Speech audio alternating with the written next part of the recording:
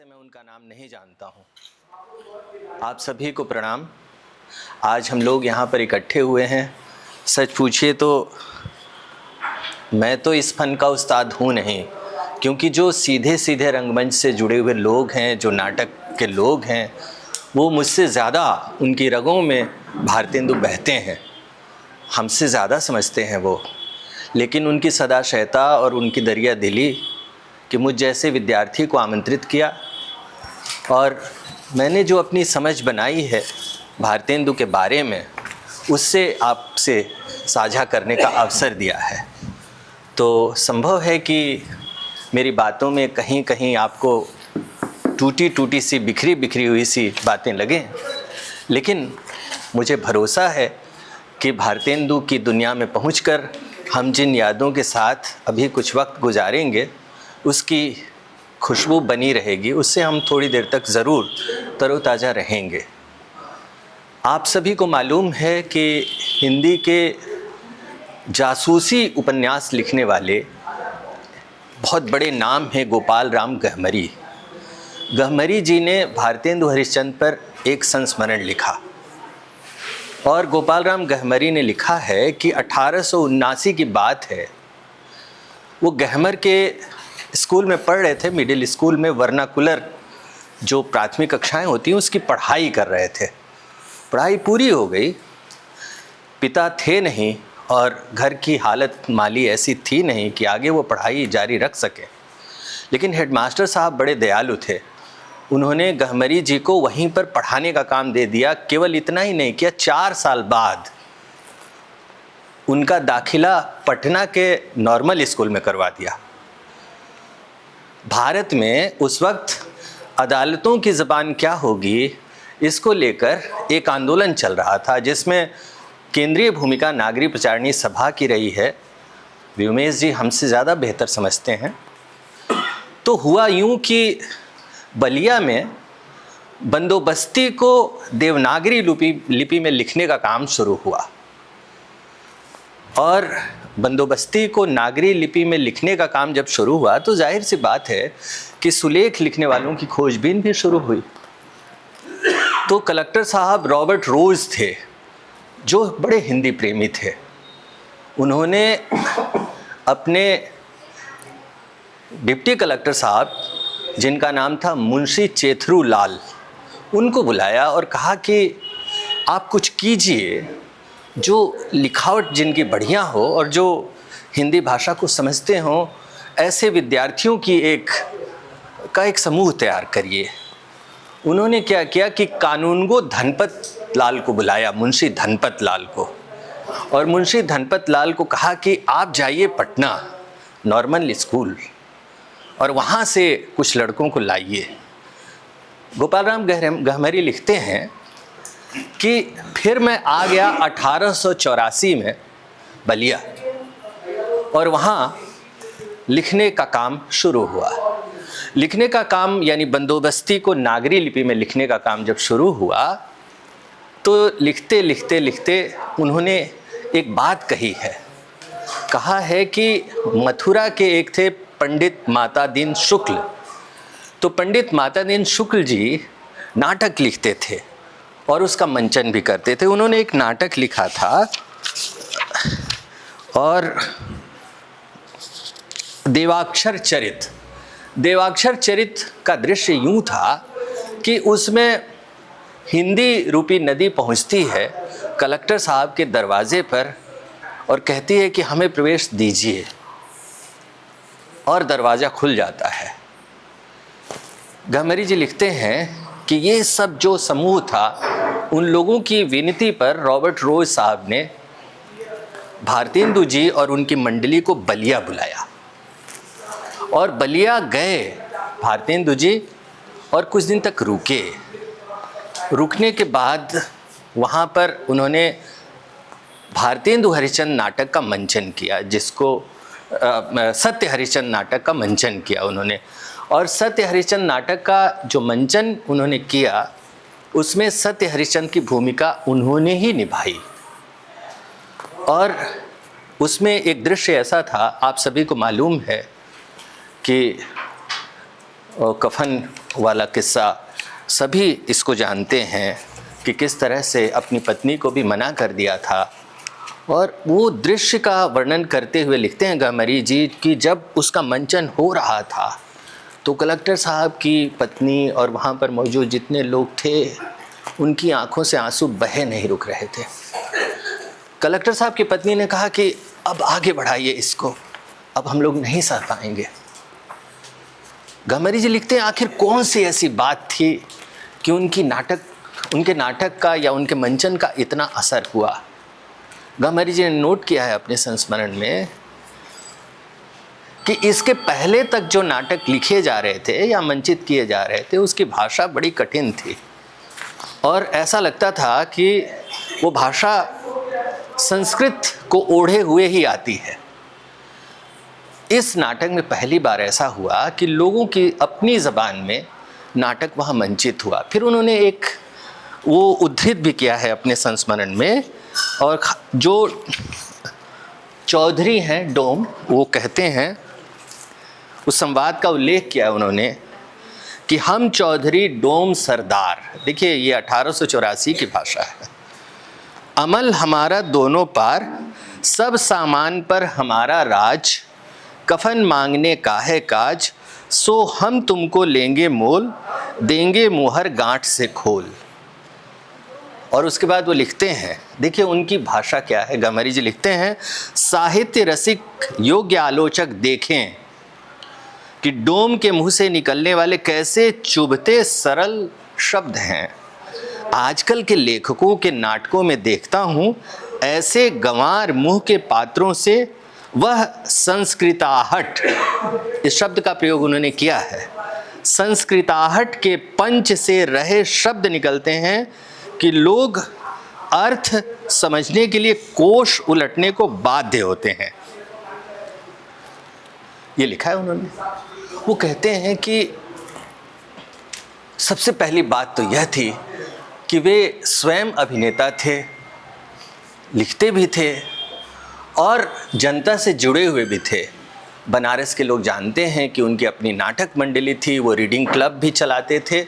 इतना ही नहीं, कवियों का भी एक क्लब चलाते थे। वो कहते हैं कि अब आप देखिए, हजारी प्रसाद द्विवेदी ने तुलसीदास के बारे में एक बात कही है और उससे हमको यह भी पता चलता है कि हिंदुस्तान का सच्चा नागरिक कौन हो सकता है या सच्ची नागरिकता किसे मिलनी चाहिए। द्विवेदी जी ने लिखा है कि तुलसीदास पर लिखते हुए कि भारतवर्ष का सच्चा नागरिक वही हो सकता है जिसमें समन्वय की विराट चेष्टा हो। भारतेंदु जी में यही समन्वय की विराट चेष्टा थी। उन्होंने खूब संस्कृत पढ़ा था और हम सभी जानते हैं कि पुरी की जब यात्रा में गए थे वो, तो बंगाल में जो लिखा पढ़ा जा रहा था उससे भी उनका राब्ता हुआ था, तो उससे भी परिचित वे थे। अंग्रेजी भी पढ़ते थे। उनका मशहूर एक निबंध है नाटक, आप सभी गुणी लोगों ने पढ़ा होगा उसको। नाटक निबंध में एक बात आचार्य शुक्ल जी बार बार जनता की बदलती हुई चित्तवृत्ति पद का प्रयोग करते हैं। शुक्ल जी के पहले नाटक नाम के निबंध में भारतेंदु जी ने लिखा है कि जनता की चित्तवृत्ति स्थिर नहीं होती है, वह बदलती रहती है और लेखक, नाटककार, अभिनेता, उसका काम होता है कि जनता की चित्तवृत्ति को स्थिर रूप में न देखे, बदलती हुई वृत्ति के रूप में देखे। तो ये उनकी खास बात थी। जब नाटकों पर लिखने बैठे तो संस्कृत का पूरा, आपको मालूम ही है कि नाट्यशास्त्र का उन्होंने गहरा अध्ययन किया था। इतना ही नहीं, जो मम्मट के काव्य प्रकाश और साहित्य शास्त्र, इन तीनों को भी आधार बनाया था उन्होंने। शेक्सपियर के नाटकों का अध्ययन किया और जो चीज़ हमारे दिल और दिमाग और समय को देखते हुए दुरुस्त है उसे अपनाया और उसे नाटकों का अंग बनाने की वकालत भी उन्होंने की। तो ये भारतेंदु जी की खास बात थी। लेकिन ज़रा सोचिए कि क्या इन सब चीज़ों के होने के कारण ही कोई आदमी युग दृष्टा हो सकता है? यकीनन अभी भी कुछ बाकी है चर्चा जिसका उल्लेख होना ज़रूरी है। बलिया में रहते हुए ही उन्होंने एक भाषण दिया, भारतवर्ष की उन्नति कैसे हो सकती है, कहीं कहीं भारतोवर्षोन्नति कैसे हो सकती है, इस शीर्षक से भी इसे लिखा गया है। लेकिन उन्होंने भारतवर्ष की उन्नति कैसे हो सकती है, जरा सोचिए कि जिस मेले में वो यह भाषण दे रहे थे वहाँ पर श्रोता के रूप में कौन थे? श्रोता के रूप में आम लोग थे। श्रोता के रूप में केवल औपचारिक रूप से पढ़े लिखे लोग नहीं थे। और भारतेंदु जी के भाषण के उस आरंभ वाले हिस्से और अंत वाले हिस्से को जब हम लोग देखेंगे तब हमको पता चलेगा कि क्यों वे युग निर्माता हैं, ऐसा पद उन्हें क्यों दिया जाता है। देखिए वो कहते हैं, याद रहे कि वहाँ पर कलेक्टर साहब भी हैं, रॉबर्ट साहब बहादुर ऐसे कलेक्टर जहाँ हों वहाँ क्यों न ऐसा समाज हो। जिस देश और काल में ईश्वर ने अकबर को उत्पन्न किया था उसी में अबुल फजल और टोडर मल को भी उत्पन्न किया।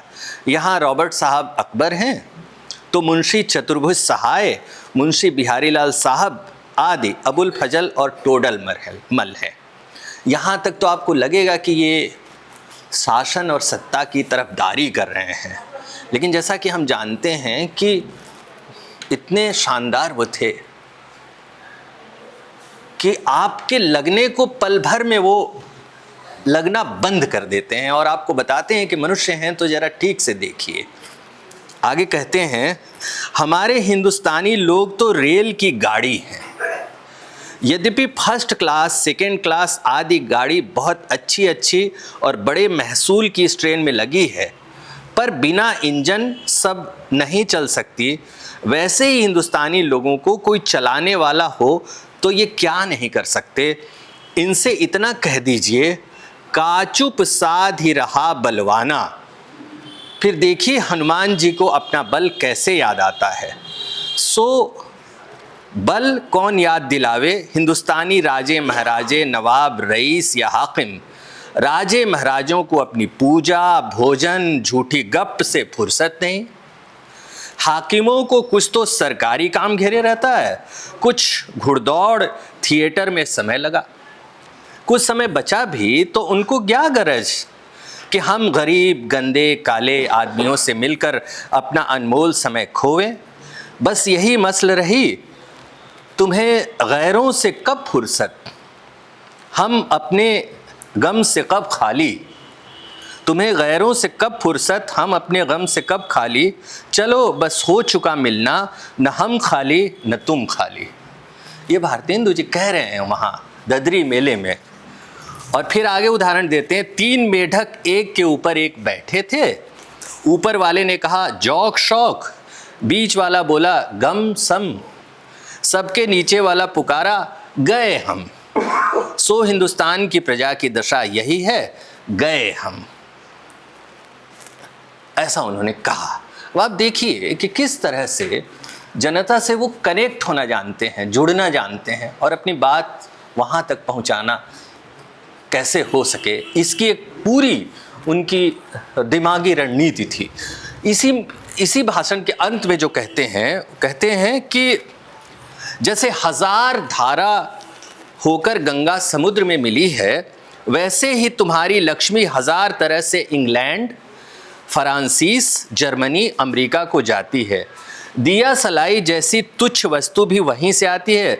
ज़रा अपने ही को देखो, तुम जिस मार्किन की धोती पहने हो वह अमेरिका की बनी है, जिस लखलाट का तुम्हारा अंगा है वह इंग्लैंड का है, फ्रांसीस की बनी कंघी से तुम सिर झाड़ते हो और जर्मनी की बनी चरखी की बत्ती तुम्हारे सामने जल रही है। यह तो वही मसल हुई, एक बेफिक्रे मंगती का कपड़ा पहनकर किसी महफिल में गए, कपड़े को पहचान कर एक ने कहा अजी अंगा तो फलाने की है, दूसरा बोला अजी टोपी भी फलाने की है, तो उन्होंने हंसकर जवाब दिया कि घर की तो मूछें ही मूछें हैं। अब आप देखिए झूठी शान पर इतना बढ़िया, हाय अफसोस तुम ऐसे हो गए कि अपने निज की काम के वस्तु भी नहीं बना सकते। भाइयों, अब नींद से जागो, अपने देश की सब प्रकार से उन्नति करो, जिसमें तुम्हारी भलाई हो वैसी ही किताब पढ़ो, वैसे ही खेल खेलो, पर परदेसी वस्तु और परदेसी भाषा का भरोसा मत करो, अपने में अपनी भाषा में उन्नति करो। आप ध्यान से देखिए तो इस पूरे भाषण में राजसत्ता, अर्थसत्ता और सामाजिक बुनावट की सत्ता, इन तीनों पर वो बात करते हैं। जाहिर सी बात है, ठीक वैसे ही जैसे अंधेर नगरी नाटक में इन तीनों सत्ताओं पर प्रहार है, जिसे हिंदी का पहला आधुनिक नाटक कहा जाता है। अब आप देखिए, हिंदी का पहला राजनीतिक नाटक लिखने का श्रेय भी भारतेंदु को जाता है। और आप जानते हैं कि भारत दुर्दशा वह नाटक है, और उसके पात्र का नाम ज़रा देखिए, केवल पात्रों के नाम को देख लिया जाए, आलस्य, धर्म, अतिवृष्टि, अनावृष्टि, अपव्यय, और उसके सामने कौन है? चंगेज खां। मुकाबला किसमें है? आलस्य, धर्म, अतिवृष्टि, अनावृष्टि, अपव्यय का मुकाबला है चंगेज खां से, नादिर शाह से। बुद्धिजीवी पात्र कौन लोग हैं? संपादक हैं, कवि हैं, वक्ता हैं, प्रबुद्ध हैं, महाराष्ट्रीय और बंगाली हैं। भारतेंदु उस नाटक में कहते हैं कि ये केवल क्रांतिकारी संपादकीय लिखते हैं, वीरतापूर्ण कविताएं लिखते हैं, लेकिन जीवन और इनके लेखन में और जीवन और इनके कर्म में गहरी फांक है। जाहिर सी बात है, उस राजनीतिक नाटक के अंत में होता क्या है? भारत का भाग्य पराजित होता है और भारत आत्महत्या कर लेता है। तो हम जिस तरह से भारतेंदु को जानते हैं, भारतेंदु हरिश्चंद्र को, उन्हें बार बार देखने की ज़रूरत है। कुछ और बातें भी आपसे बांटना चाहते हैं। मैथिली शरण गुप्त ने भी भारतेंदु हरिश्चंद्र पर लिखा है, और 2-3 बातों का जिक्र वो करते हैं। बड़े दिल के बड़े कोमल थे और जिसको भी दुख में देखते थे। एक बार ये निराला के बारे में भी आता है, भारतेंदु जी के भी बारे में आता है कि एक दिन निकले और कोई ठिठुर रहा था तो अपने शॉल अपने ओढ़ा कर चले आए। काशी नरेश ने कहा कि इस तरह से आप रुपये पैसे देते रहते हैं लोगों को, और एक दिन कहीं आपकी हालत ख़राब ना हो जाए। तो उन्होंने कहा कि इस रुपये पैसे से हमारे पूर्वजों को बहुत दिक्कत हुई है, हम इसको भी नष्ट कर देंगे। आग और पानी में लिखा भी है व्योमेश जी ने, आप उस अंश को देखें तो वो पूरा दृश्य आपके सामने कौंध जाएगा भारतेंदु जी का। जो पैसे देते थे तो चालाक और दुनियादार लोग उनसे ज़्यादा ब्याज वसूल करते थे। तो अदालत में एक बार मामला गया, और उस समय जो जज साहब थे सैयद अहमद खां साहब, उन्होंने बुलाया भारतेंदु जी को और कहा कि मैं जानता हूं कि आप जो रुपया दिए हैं उससे ज़्यादा आपसे वसूला जा रहा है। भारतेंदु जी को और उनके जीवन से जुड़े हुए बहुत सारे किस्से हैं, और उनके रंग कर्म के बारे में माननीय सर लोग जानते हैं। मैं अपने वक्तव्य का अंत भारतेंदु के ही लिखे 2 शेर से करूँगा। बहुत कम उम्र मिली उनको, 35 साल में चले गए, और जब चले गए तो कितना मौजूद शेर है, ज़रा देखिए। मैं